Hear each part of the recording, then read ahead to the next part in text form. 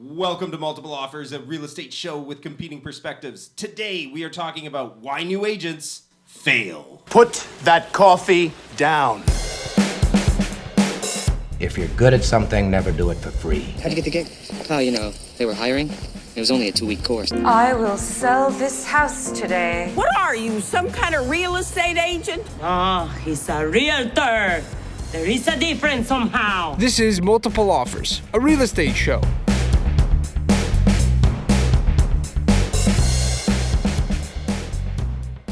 All right, guys, we are back. We took a little hiatus, but we are back, and today we're going to be talking about why new agents fail. We're going to get into all the details about how the majority of new agents are out of the business very quickly, and even seasoned agents.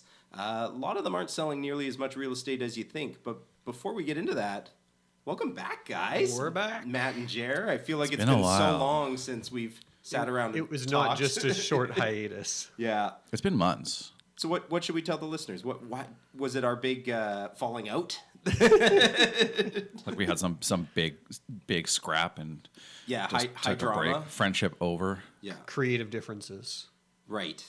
So I think the honest answer is, we were doing a lot of shows on Almost every week. kind of the how-tos of buying and selling real estate, and I think we covered a lot, and we're getting a little burned out on coming up with new things to talk about every week. Is that a fair statement?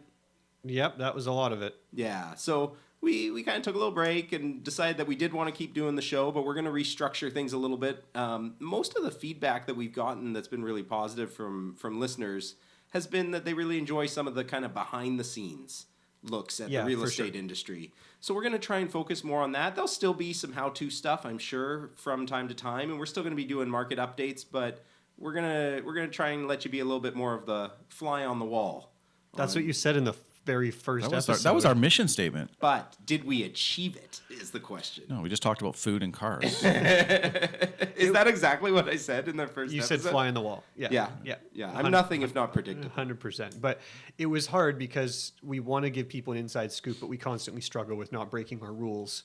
Yes. Client confidentiality, and then not disparaging other agents. And between the two, it's really hard to give the goods, but we've gotten better at it. That episode that I was away where you guys had one of our owners, Gail, on, and she sits on the disciplinary committee. I listened to that as a listener, and the whole time I'm like, oh, I want to know more about what Gail's talking about. And then when I got back to talk to you guys, you were like, oh yeah, Gail wasn't allowed to go into more details than. Like she gave as much as I got this great story of this thing that happened to this person, and then you can't actually tell specifics, which kind of just there's no point. Yeah. But we are better at it now. We kind of know rules of engagement. We're going to bring in different people with some expert sort of perspectives, and we're going to come back strong. And we're on video now. I mean, that's the next evolution. Yeah, that's actually a good point. We took a bit of time. We turned our room into something a little more visual pleasing. Jer had the really cool idea of he went down to. Did you go down to the I went down West to the Museum? internet. Where did you get it? Oh, you found it on the internet. I went on the internet. The New West Museum and Archives. They've cataloged all these amazing pictures of our city, our beautiful city. If you're just listening and not watching the video, we've got two of our walls wrapped in this cool old pic huge mural. From I'm guessing it's the 30s. Would be my guess. Is that close? Sure. Only a couple buildings still standing, but there are. Yeah, it's like downtown New West from the 30s, Columbia Street, and it's pretty sweet. So, and we got our 3-camera setup and lights, and we're doing all sorts of fun stuff. So, anything you guys want to check in about, or do we want to just get into it here? Let's get into this show. Okay. Now you want to get nuts? Come on, let's get nuts. You decide your own level of involvement. Well, I guess this is a case where we'll have to agree to disagree. I don't agree to that. Neither do I. Wrong. National debt. Wrong. You're an advocate. Wrong. With that money, lost. Very nice words, but happens to be wrong. You're listening to Multiple Offers, a real estate show.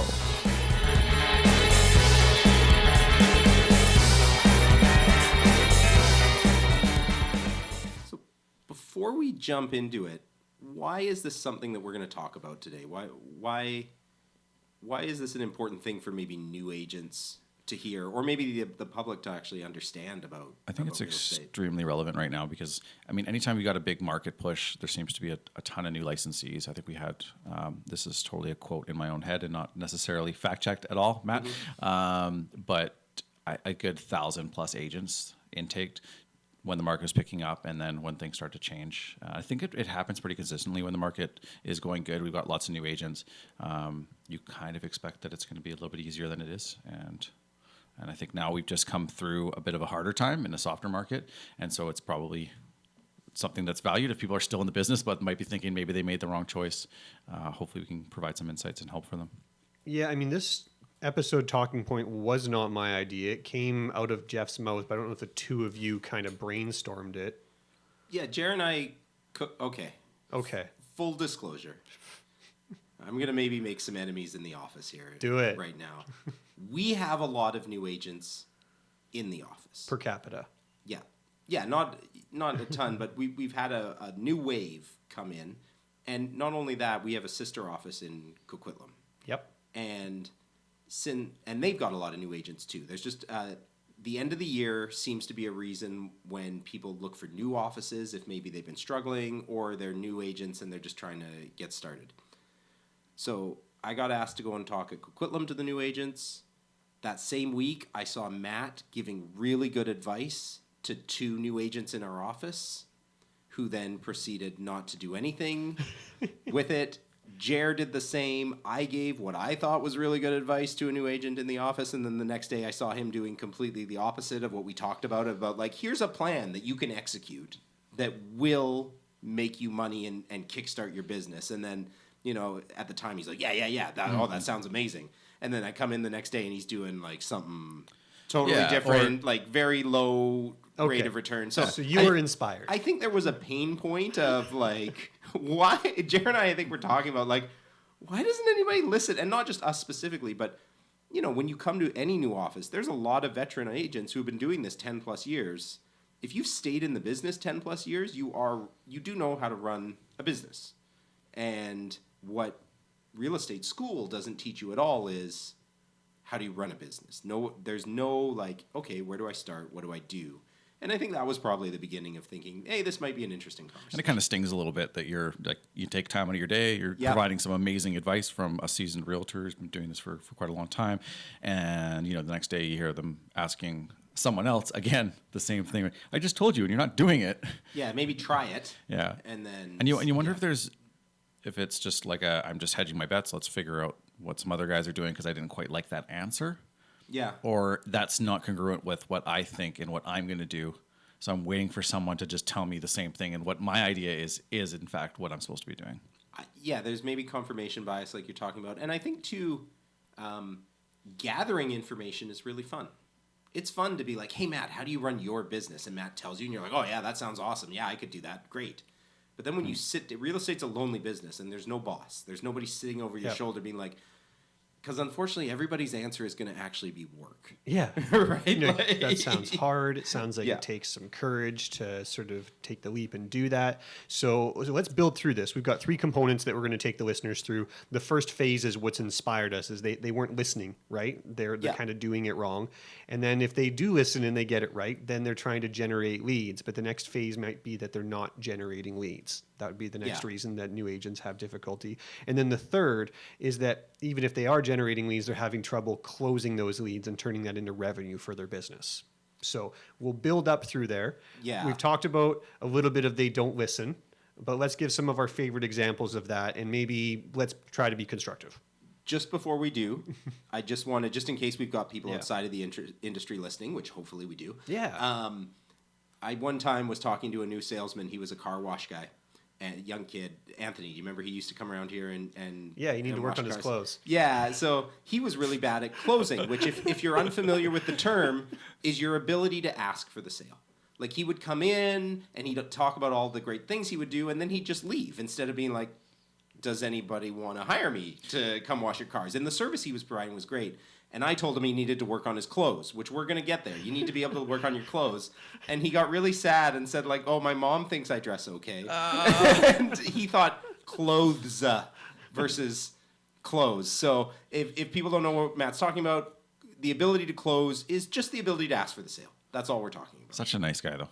Yeah. And super ambitious. Yeah, he's great, and he's still running. This is like 5 years later. He's got a successful. Yeah, He he's learned got a good it. car detail shop for sure, right? Yeah, no, closing isn't necessarily. Some people, if they're in sales, are like, oh, you tricked somebody into following through. You need to clarify that word. Yeah, and it's not. It's just that you get them to a certain point. You've guided them there, but you do need to have the tools, and we'll talk about it in that segment. I think we're going to get big time into what you're talking about. The tools to help get that deal done, because getting a client and turning that client into revenue for your business. Of course, the client wants to buy a home, and that will be revenue for your business, but you need to have the tools to do that. Yeah. When we talk about them not listening or maybe doing the wrong thing, I had a few ideas in my head, but I think the first thing you said, Geoff, is they all think it's going to be easy, right? People come into this business and they don't really want to hear that it's hard, right? So we're all 10 years in the business. We've been through it. We all started new. And for me, I got a mentor so that I didn't have to necessarily. I followed one person's model, and kind of just did everything that Jerry said. And if you've heard past episodes, that I worked with Jerry Major. That's something all of us here have in common. All of us learned from a veteran agent. Jerry learned from Matt Brabbins. Jab. I'm just kidding. I'm not going to qualify that with an answer. No, both of you spent some time working under Jerry Major. Yeah. He had a proven, a totally kind of different approach in some ways in terms of making his pond smaller and working sort of this micro market, and it was working very well. And Matt was brought in under his wing, and I joined the team too, and I was extremely helpful. Being at our office too, with just having a bunch of great mentors and people around with great experience, and listening to them was extremely helpful for me. Something that I think is really important that I didn't think about until I was making fun of Jerry is that a little self-reflection. Yeah, I think the important thing is both of you mentored under Jerry Major, who is was a fantastic realtor before he retired. Jerry was great. He was. I think it's safe to say though, neither of you run your business the way Jerry ran his business. I think part of the problem is agents want to put the horse before the cart, or the cart before the horse, however that goes. Like the course before the heart. Like, model a business first and then iterate, right? Then figure out how, you took what Jerry did, and over time you've been like, oh, well, this part doesn't really work for me. That's a little old fashioned. Like, there are different things that you're doing, but you started with a foundation that you knew was good. Yeah, and I'd love to do it exactly the way he did it in 2001. Sure. And it worked incredibly well for him, but marketing from 2001 doesn't work today. Times change. Yeah, for sure. I think, too, that there's actually a fundamental problem. Just if we're talking about somebody who's just gotten licensed, a good chance is that they thought that this was going to be easy. So coming into this, you have somebody telling you, seasoned, whatever, 5 years, 10 years, 15 years, it's hard. It's going to be hard work. It's going to be this or that. And if you're coming in with this notion that I got this, cool, thanks. I've got Instagram or social media or something. This is just going to be easy for me. It just couldn't be further. It's just a setup and a trap. Yeah.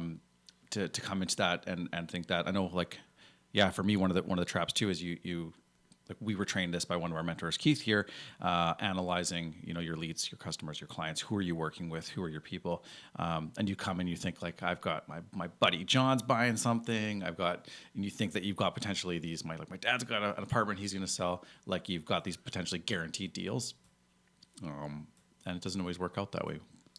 Yeah, and we've touched on it's going to be easy. I think it's going to be easy's sister problem is I'm going to have so much free time. I think people get into the business because they think it's easy, and they think, I'm going to make so much money, and I get to set my own hours. And at the beginning, one of the ways that we generate leads, we're going to talk about generating leads in a second, is by spending money. When you're new as an agent, you probably don't have disposable income to spend on generating leads.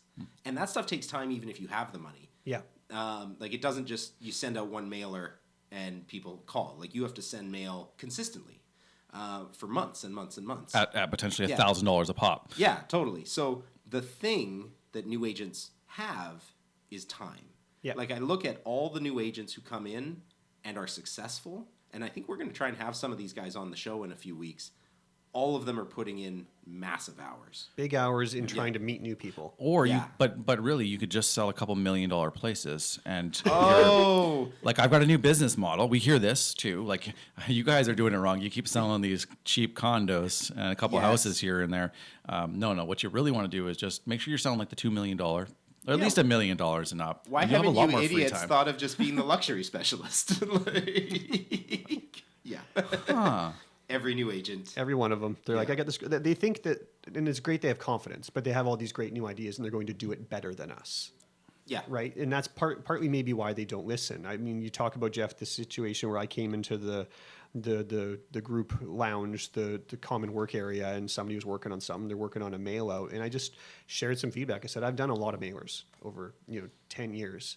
And it's not going to be very effective for you right now when you're brand new. There's a lot of stuff that goes into people's mailboxes. You're a new face. You can't really give them a strong reason to choose you over someone else. Invest your time, like you just said, Jeff, right? I gave this advice, and she's like, but I can get a really good deal. I have this way I can get a discount on the mailer. And I just, I don't think it's going to work out. And but they just didn't want to. They didn't want to take the advice, And I was like, it's a lot of money. Like, it's a lot of money for something that I can tell you right now. Like, it's a long road to success on that one. You might want to focus your efforts somewhere else. But they just didn't really want to. Heed the advice. The other thing that I see happen is they just are maybe heeding too much advice and not focusing on one or two key activities. It could just be a little overwhelming for them. Well, like I think part of the problem is if you go to 10 successful agents in our office and say, how do you run your business? We're all going to have different answers. All of them will work. Like, there are a lot of different ways to run a successful real estate business. But the problem is, like, I had an agent come in and he was focusing on what should I do? And he was asking me, and he was really frustrated because he's been doing it for a few months and not really getting any traction. And I was talking to him, and he has a background with builders. And I was like, well, how many builders, like, he was a supplier for builders. And I'm like, well, how many builders do you have in your database? And he's like, oh, between all the names of people that I used to supply to, I probably have 300 people in there. I'm like, okay, well, that's where you start. Like, send, and this isn't me, this is a Keith Roy, an agent in Vancouver, told me this one time. Send 5 letters a day, and then 2 days later, follow up with those people and try to book appointments with them. And then if you get one appointment a week, sit down and talk about your new, like, hey, I was a supplier. My experience in that applies to real estate. I understand this different than agents, and start trying to build relationships with these people. And if you do that every week consistently, you'll get business. That's a gold nugget. Yeah. Oh, for sure. Is this the only way to do it? No. Is it a great way? Yes. And he was like, oh, I have that. And I'm like, you have a way better database than anybody else starting out new I've ever seen. Like, you have people in the industry. Like, these guys will be doing real estate. You should focus on this. He's like, yeah. I'm going to do 5 mailers a day, 5 calls a day, try to get 1 appointment a day. I come in the very next day, and he's on the phone with somebody, but I can tell they don't know him, and they're mad that he's on the phone with them. And I'm like, what are you doing? And he's like, oh, well, this other realtor was telling me that he cold calls. And cold calls totally a way to make business. That's calling people you don't know and annoying them and trying to hope that somebody, you can tell I'm not a fan, but it does work. Yep. He bought somebody else's list of people they'd already called and failed and was calling them now. And you know what? Maybe that would work too. But if you try each thing for a day, like, you're not going to get paid on day one. You need to do that consistently every day. Like, and in a couple of months, you'll be doing big business from whatever you commit to. But if you keep just like, oh, well, that's not working after 2 days, or that didn't feel good. Now what's the next thing? What's the next thing? What's the next thing? You're never going to get any traction. It's kind of delicate between consistency and doing the wrong thing, though, for a long time. There certainly are better activities than others. That's a challenge, yeah. One thing I really like about that, the Keith Roy sort of nugget there, is it's so manageable. I can remember, 11 plus years ago or whatever, when I first started working. I think we were doing it was a Biffino, Feeney, whatever training, but it was like, your people, like, send stuff out, but it was kind of a big sort of mail blast or a big, like, reach out, and it becomes a bit hard to manage for people. And I think that just picking smaller amounts, it's totally doable for people, and you don't have to feel too overwhelmed, because you're never going to get those lunches and those coffees, because you want to get in front of these people and say, like, hey, I'm new, I'd love some help. Yeah. So we're talking about how they kind of didn't listen. We give some of these ideas. Some of these ideas will work. So for the folks who do maybe listen, or they've just found something for themselves that works, they're trying to generate the leads, right? And we've kind of phased into that, right? With cold calling or going through your database, you're trying to generate leads, but new people can struggle with that. Other ways they generate leads, you mentioned with their time, so they're going to open houses. Yeah. Right? We've seen some success from new people. Cold calling, so really it's cold calling in different varieties. Open houses, well, that's warmer because it's somebody who you've never met before. Yeah. Cold calling straight up on the phone, just going through a list of people. Explain to somebody who maybe doesn't understand, like, aren't you trying to sell the open house? Right. How does it... So when you're new, you typically don't have any listings under your name, so you host an open house for another agent, and your primary reason why you're there is to meet people who are looking to buy a home and don't already have an agent they're working with. Yeah. And you say, I would like to be your agent. Right. Or, can I help you? Would you like some help? Whatever it is. So that's where they're looking to pick people up there. Cold calling people from lists that have been provided to them, different ways of getting a hold of them. And then the third that we've seen some success in the office is door knocking. Right. Right. It takes a lot of time, takes a lot of courage. Yeah. But it's free. Door knocking is a perfect example of if you're going to do it, and all of them are, but that's a real, like, it might take you months of knocking on doors, but the payoff is pretty good because if you're knocking on doors, it's a house. Houses are pretty high commission. Mm-hmm. Yeah, and it does work. I would never want that to be my way of making a living. I don't like to do anything that I don't want people to do to me. And when random people knock on my door, I hide until they go away. Like, I'm just like, to the kids, I'm like, shh. Like, I don't need quiet. another vacuum. Yeah, I don't need a new religion. I don't need a new vacuum. I do want Girl Scout cookies. If you're a Girl Scout listening to this, knock on my door. Only if they're the mint chocolate ones, though. Oh, yeah. Not Those that are the other ones. garbage. Yeah, like the half and half. No one wants like, those. Yeah, totally. Sorry, tangent. What were we talking about? Lead gen. Generating leads. I'd say generally the biggest challenge for new agents to generate leads is asking for the business. You think that's the biggest one? Well, I would argue it's consistency. I would like actually having a routine where every day I've got to generate a lead. So I'm kind of building up from the they don't listen. Yeah. Let's assume they listened and they took an activity and they're going to they're hosting 2 open houses every single weekend, but they can't seem to get leads and they fail in the business. Yeah. Right. Or they are cold calling or they're door knocking and they're talking to 5 different people every single day. They're talking to 25 people a week. And you're like, wow, you've talked to a lot of people. And like, I have no leads. Right. I'd say what's happened. You're getting there, the volume of people, of faces. If you've been consistent, I guess what I'm saying, Jeff, for new agents. Okay. So once we've solved the consistency problem, now what? Yeah, totally. Because we've seen that. We've seen agents who have gone out there and they have put in the time and they have had face-to-face with people. And it's like, you should have more leads. What's wrong? Yeah. We're maybe missing a point in our... like 3 points is better. Because how many... I'm just going to say this and then let's talk about actually asking for the business. But how many times does an agent come into the office, introduce you to you as like, oh, I'm so-and-so, I'm new, blah, blah, blah, blah, blah. And then you never see them again. Like, that happens all the time. Or somebody comes back like 6 months later and like, oh, good to see you again. And I'm like, we met? So, yeah, okay, once you've gotten over the, like, I have to go to work, I have to actually schedule, like, from at 9 a.m. every morning, I'm going to do the Keith Roy thing or do the whatever my strategy is. Yeah, people are, it's hard because shouldn't people just want to work with me? I guess in most other jobs, real estate, you have 2 jobs. You have do the job and you have find people to hire you to do the job. Yeah. And most people, I bet, are better at doing the job than finding people. That's me. Yeah. I think like another kind of segue from the listen part too is like I can remember several new agents just letting them know like you need to do open houses. Your phone's not just going to magically ring. You don't like a lot of offices don't have walk-ins anymore. So getting to the open houses is one of the best ways that you can get your face in front of people that are actively at least taking the step to move and go see a property in person.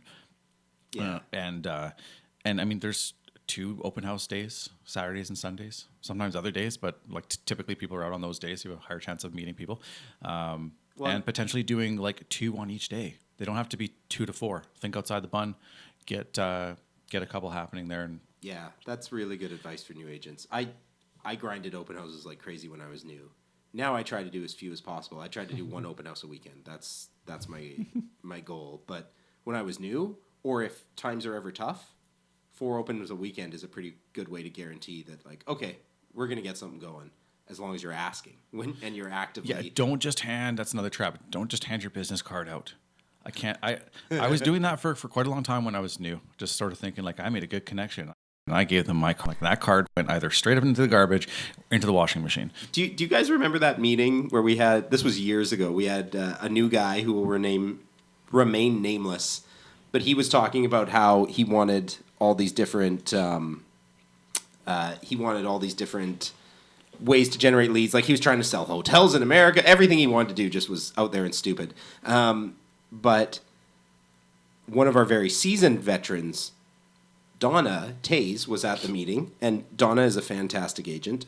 But she was like, well, yeah, I go to open houses, and I just hand people my card and say, if you want to work with me, you call me. You call me. And, like, I saw his eyes light up. Like, he was like, oh, yeah, that's how I'm going to do this. Perfect. Mm-hmm. And the problem is, when you've been in the business 20-plus years, and people are like, oh, yeah, I've seen your signs for 20-plus years. My friends have worked with you. I've heard your name. You can say, hey, you call me. And also, you have more than enough business to go around. When you're brand new and nobody knows what your name, and you also don't really have a lot of experience yet, you got to chase that lead. Yeah, and you got to take some of the weaker leads, the harder to work leads. You know, I know one of our seasoned agents used to say one of their key things they would ask people is, what's your timeline? And if they were looking to buy way out in the future, he's like, that's not really the right lead for me. But when you're new, no. Yeah, you got take time. All the leads. You put it in your calendar that you will call that person in whatever 4 months, 5 months, 6 months. But you work them, man, right? You don't have that luxury to be picky with what you got. And then so like with that example with Donna, right? She's there. Some people maybe know her tenure in the business. Some people that she hands her cards to and say, hey, just call me. Maybe you're meeting and hearing of her for the very first time. But one thing she exudes in that presentation is confidence and expertise. Mm-hmm. You know, Donna knows her shit when she's talking, right? And I think most experienced agents have the benefit of that. Yeah. New agents don't. It's interesting how there's this unqualified thing with new agents. Like, when I was a new agent, I dealt with a different, like, you got the people who were kind of crazy. Like, I don't know if they're just attracted to you because they can smell that you kind of don't know what you're doing yet, and they can maybe take advantage, but it seems like, or if you just subconsciously filter those people out as you get more, you're like, yeah, I'm not calling that guy back, and you just don't even realize why. But you tend to work with harder clients when you're new. Is that fair to say? Well, and because a more sophisticated client who's easier to work with knows that they should be identifying an experienced agent who's valuable to them. Yeah. A new agent really isn't all that valuable to you. Right. Yeah. Yeah. You know, that's the hardest part when you're new, is that you don't provide nearly the same value as somebody with 2 or more years of experience. The pitch that they make is that, you know, I want this more than anything. I'm going to work so hard for you. Yeah. The new agent value proposition for sure is, I will outwork what I don't know. And I, like Matt suggested earlier, have a mentor who I'm going to go to. If you don't have a mentor, it's hard to pitch that. But if you can say, hey, I got a guy, he's taking me under his wing, you're getting his experience, but my energy, that's a pretty decent way to pitch it. But it's tough for a new agent. I think what we've been talking about asking, like, the generating a lead, the asking for business at an open house, is very closely connected to our final sort of point we wanted to talk about, which was the ability to actually close the sale. Because asking for business and closing they're very related skills. Absolutely. But we can say you asked for the business, you're at that open house, you asked, would you like some help? And now you're helping them and you're showing condos, and you've shown them 10 condos. Now you're up to like 30 condos, and you're in the group work area talking to us and telling us about your client who you've shown 30 condos to. And you're like, so you're in the friend zone. They like hanging out. They like hanging out with you on the weekend. So that's where it's time to help them make a decision. And that's what we mean by closing. Yeah, that's fair. And I think closing gets a dirty reputation. Like, I think the biggest problem for new agents closing is they don't want to be salespeople, right? They don't want to be, like, Wolf of Wall Street. A lot of them got into the business saying, I'm not going to be a greasy real estate salesman. That is a stereotype that exists out there, and I'm going to be the unreal estate agent. Totally. Another Keith Roy. That's his Is show. he a sponsor now? Are we getting that Keith Roy money? Maybe we're trying to get a Keith Roy. If we could convince him to come on the show at some point, and we're like, we just keep plugging you. You might as well. That'd be unreal. Clever girl. You're going for 3? Yeah. But yeah, I think that's a big part of the problem. Like, we had a new agent here probably about a year ago, and I thought he had everything to succeed. He was probably in his late 40s, would be my guess. And a lot of times with new agents, one of the big hurdles is you're young. And people are like, oh, you're young, you must not know what you're doing. A big advantage you have to starting in real estate later is people assume that you've been selling real estate for later. He was incredibly friendly, incredibly personable.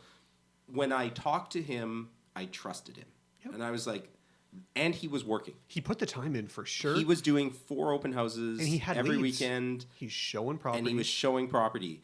And I don't think he did more than a few deals. And the deals he did were essentially done by the agent who was mentoring him, who he brought in on it because he was like, oh, okay, you're kind of suffering here, or I'm away, I need you to finish doing this stuff. And when I look back at him, the only thing he was missing is, I think in his head, I had lots of conversations with him because I really liked him. And, well, I still really like him, but he just wasn't as a successful agent. I think the only thing he was missing is he didn't want to be a slimy sales guy. And he couldn't ask for the order. He never closed. And I think for me, and I'd love to hear your guys' thoughts on this too, the big sort of shift in thinking, because I had trouble closing when I was new. I think most of us do. Yep. This is a skill. It's something you have to learn. There are very few people who just naturally do it. And those who do are kind of sociopaths sometimes. You're like, oh, that is the slimy sales guy. Sorry, slimy sales guys. I had to start thinking about it more as, I don't care if you say yes or no. I'm not here to force you into doing something you're uncomfortable with. I need to know, and I need to help you make a decision so that I can figure out the best way to help you accomplish your goals. And if I don't ask, like if I go to Future Shop and I'm staring at TVs and nobody comes up to me and is like, hey, are you interested in that? Like, what do you need to, like, can I help you with this? Blah, blah, blah. That's a bad salesperson. And I leave unhappy, like, oh, nobody wanted to help me. I stood at those TVs for 12 minutes waiting for someone to come in. Why didn't somebody come talk to say, me? like, would you like me to tell you the difference between the two you keep looking at? Yeah. And I built a routine that helps me. Like, whenever I'm talking to people, at some point during the showing, and I laugh about it, I'm like, you're going to get sick and tired of me asking you this, but I think it's the most important question. I'm going to ask them, hey, can you see yourself living here? And if the answer is yes, I'm going to say, hey, well, what would you score this out of 10? And when they score it, if it's 7 or lower, I say, hey, you know, well, what's missing? Why isn't this? And we get into a good conversation, and I'm not going to try and sell them that home. I want them to buy something better than a 7 out of 10. But if it's an 8 or higher, I'm going to say, well, is this a contender? Is this one you want to think about? And we're going to get into that conversation. And often when we have the 7s and 6s, I'm like, hey, by the way, just so you know, when you say 8 or 9, because nobody's ever said 10 in my whole life, I'm going to ask you, do you want to buy it? And they know. They know that if they say to me, and that to me helps me ease into it. For sure. So that it's not, like, that's just sort of my routine I've built. Well, yeah, and you've built a routine that lays it out really easily for anybody listening and watching, right? Yeah. That, you know, it's about building perspective for our clients, and that's what we do, right? I mean, I came from other jobs before real estate where I was a salesman. Right. I had a specific stable of products I had to sell, and I had to talk people into it, or I didn't get paid. Yeah. And the reason why I love this business is I can say, do you like this house? And they say no, and I say, great. Cool, let's find a different one. We'll go find another one. I'll still get paid. Yeah, totally. Like, no problem, right? But what the new person has to understand is they came to you because they want to buy a home. Right. Not because they want to look at homes. They do want to buy one. And you need to believe in yourself to say, they want me to help facilitate that. And it's okay to say, like, I think you kind of are leaning towards this as the one. Yeah. We should be talking more about that instead of just looking for the next one. And definitely with experience over the years, what I've learned the most is it's okay to say to people, I am the experienced person. I've seen a lot of product. We can keep doing this for a long time. And I'm comfortable spending a lot of time with you showing enough homes. I can tell you though, we've seen the majority of the cross section of what's going to come available to you in your price point, in your budget. So this is kind of what you have to choose from. That is such a good point, because if you see something that's really right for your client and maybe they haven't seen enough yet to know, I mean, it's not necessarily right to be like, hey, this is the one, you got to buy it. I would never say that. But I will often say to guys like, hey, I've seen a lot of product. This one really stands out. Like, let's just be aware this is better than... Well, in the Geoff, like, rank it out of 10 model, Yeah. if they keep saying 7 out of 10, it's like, okay, the only way now I can take you to an 8 out of 10 based on what you're telling me you need to get to an 8 is at a higher budget. Totally. Right? Yeah, it's an we expectation thing. either need to move further out, so you're going to get more bang for your buck, or we need to raise the price. Yeah. Yeah, but I it's okay to say, like, I can't deliver on that. And Yeah. I, definitely for me, when I was new, I was trying to deliver. I was trying to find an 8 out of 10 in You're their like budget. an 8 will show up eventually, even Yeah. though it's unrealistic. And Yeah, totally. Yeah, like, no, I'm going to do it. I'm going to work hard. I'm going to find this thing for you. And you don't. And then when you don't, and a year and a half has gone by, they sort of say like, oh, okay, well, I guess it's not happening for me. Yeah. You know, so it's always good to circle back to what was their objective, because our job is to help them achieve their objective. Yeah. That's what it is, right? Jer, what do you? Is there anything else you think as far as closing a lead that to be able to people need use? learn? I mean, the kind of the angle or kind of what Matt's talking to. You need to be able to see the inventory. So I think for a new agent, like it's kind of imperative for you to be able to have like this confidence that like, hey, we're kind of spinning our tires here. Like that unicorn that you're looking for probably doesn't exist. So imagine those expectations, but to be able to have that confidence, you need to see the properties, and you know, maybe that's you know, if you're picking a farm, or if you're picking an area that you want to work, a specific kind of or a type of person or demographic or whatever, you need to see those places. So maybe like go out on maybe take one day to do 2 open houses, maybe on the other one go see them. If there's a local realtor tour, you can figure that out. We used to do one here in New West. Yep.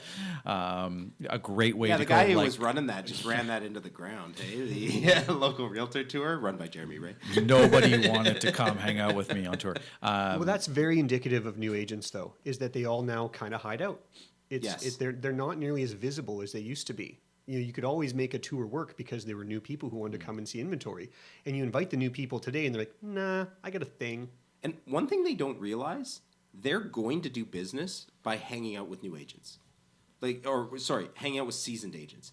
If you're a new agent and you're going on tour and you're doing open houses and you're like, let's say you pick Matt and Jer, and every week you call Matt and Jer and you're like, hey, you got any open houses for me? Blah, blah, blah, blah, blah, blah, blah, blah, blah. Eventually, Matt and Jer get a buyer lead that's a conflict.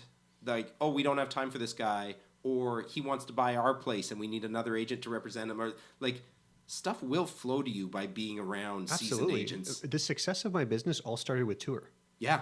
I went on tour the day I became licensed and kept going on tour to meet other agents. Right. To show them that I was worth their respect. Or And that's how I earned a mentor. Well, and just like, even if it's not tangible, I'm a better agent by the fact that we do this show, that the fact that we go to lunch and we talk real estate every week. Like, just being around and hearing what you guys are dealing with and the situations, and then something comes up and I'm like, oh, I haven't dealt with this, but this is just like the story Jer told me, and I can pass that on. Like, it's very valuable as a realtor to spend time with other realtors. I don't know if our office is a little bit different. I think it's very different. I know, like my previous office, they still had like a little bullpen and people would be around. But I know we're like super collaborative here, but maybe when you are interviewing offices or whatever, just are there agents around? Does it seem like people are helpful? What kind of vibe do you get? Like even just like talking about buildings, or like, hey, I just being that like fly on the wall, listen to the podcast. That's awesome. Go to your office though, because you can ask questions like, hey, I don't know this building.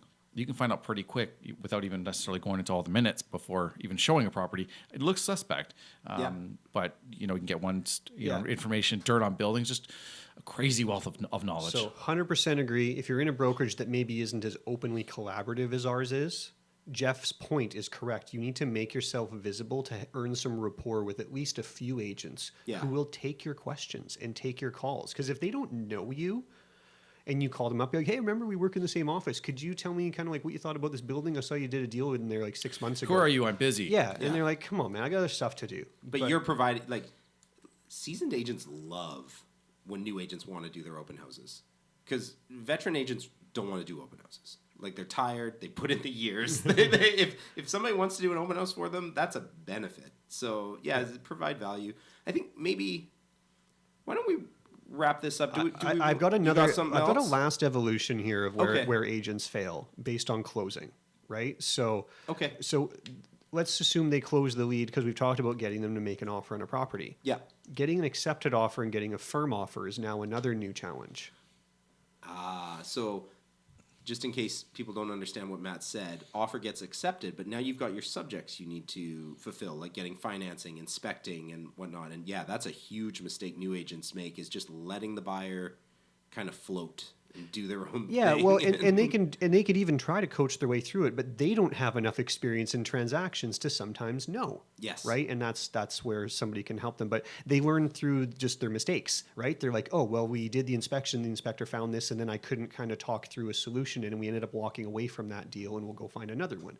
Good news is you can go find another one, but isn't it nice if the first one works out? And maybe there was a way to solve that for the buyer. You've talked about in our inspection episode way back in the day, a lot of times you can get compensation for the things you find rather than walking away or get work done. Like there's more than one way to skin the cat. Right? There are solutions, and they tend to find out like oh, that didn't work. I tried. I failed, and then next time they'll be better. Right. They're learning from their failures. Totally. Right. But you've got to learn through those failures. You've got to go through it, and that makes it even harder. Even before that, though, having the conversation before about buildings and inspection, and just like a preamble to, hey, by the way, there's going to be things, because you can just a buyer can read a depreciation report, a day after your accepted offer, and just be just be too scared off because of one thing, and if you don't know how to navigate that and explain it to a client, certain things are extremely scary in terms of minutes and things like that. Yeah. So.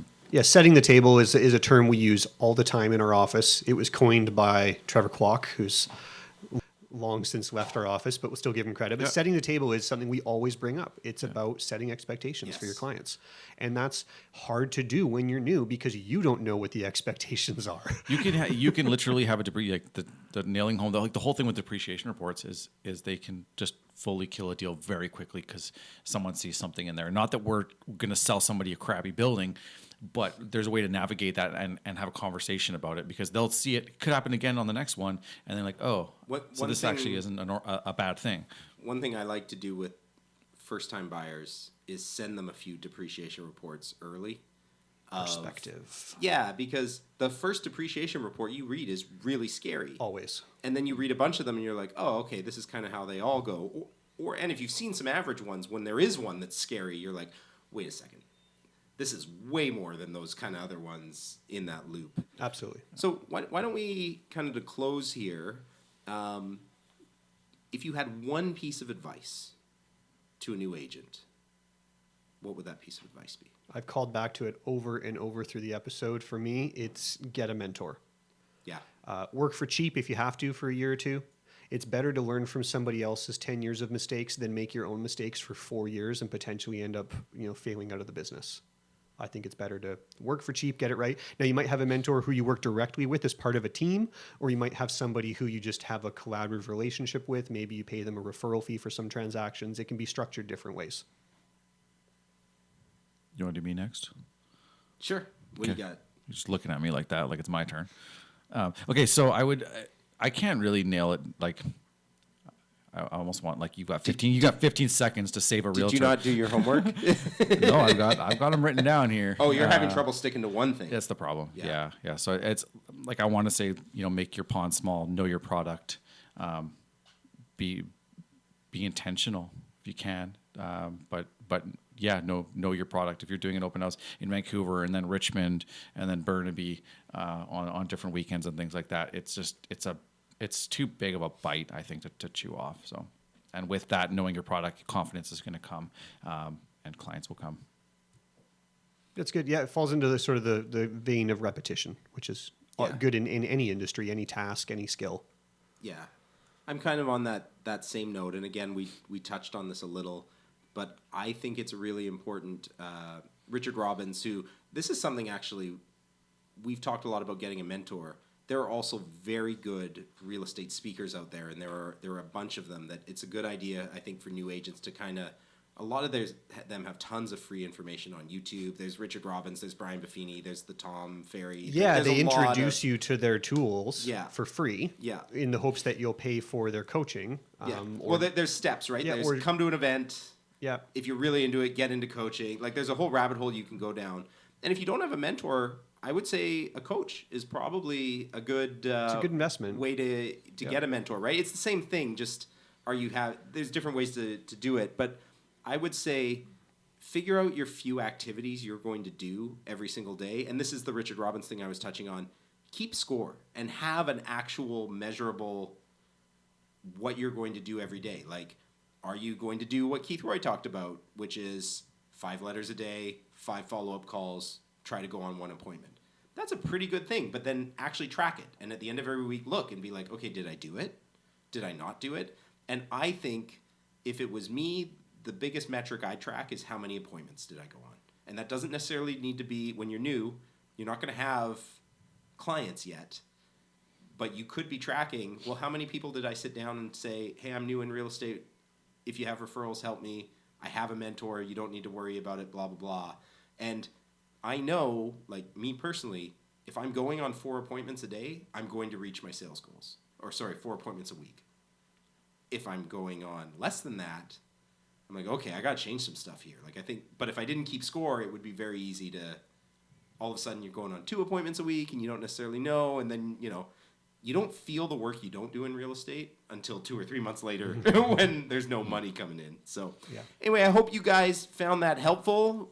It's really fun to be back, Matt and Jer. I'm really happy to be back with you guys. We are hoping next week to maybe be talking to somebody who does that door knocking thing that the rest of us find so distasteful, and maybe get a glimpse into like why they do it, how it's successful, and I want to hear some of the horror stories of like people just losing it on them. So anyway, thank you guys very much. Thanks. Bye.